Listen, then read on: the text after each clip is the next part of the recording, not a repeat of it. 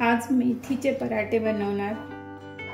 2 वाट्या कणिक घेतले आहे, गव्हाचे पीठ, डाळीचं पीठ पाव वाटी, ओवा अर्धा चमचा,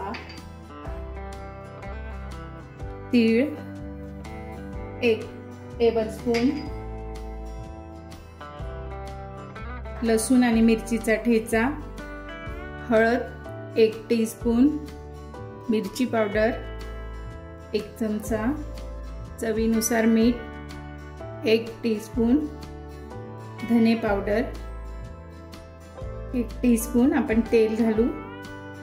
आता हे सगळं व्यवस्थित मिक्स करून घेते। 1.5 वाटी बारीक कापलेली मेथी घेतलेली आहे, ही पण मी यात टाकलेली। आता हे पण व्यवस्थित मिक्स करते। आता मी आधी थोडं पाणी घालते।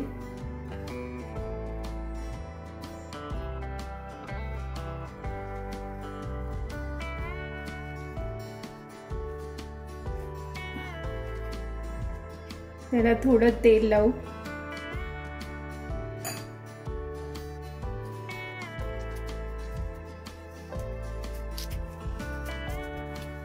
आपण पोळ्यांचं जसं 10 मिनिट पीठ झाकून ठेवतो तसं आपण हे पण ठेवू आणि 10 मिनिटांनंतर आपण पराठे करू। आता आपण याचे बॉल बनवून घेऊ छोटे।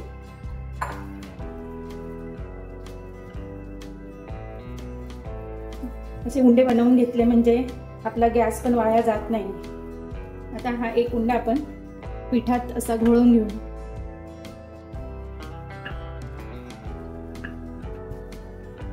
मी तुम्हाला त्रिकोणी पराठे करून दाखवणार आहे।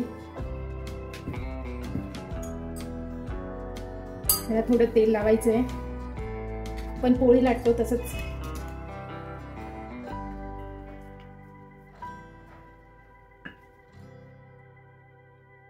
त्याला पीठ लावून घेऊ, कोरडं पीठ।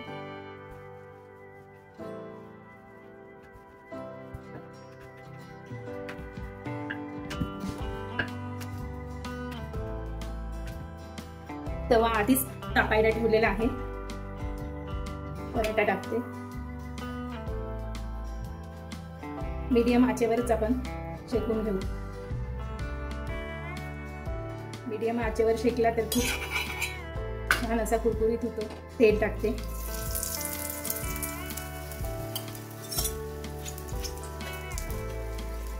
छान असा फुगलेला आहे पराठा।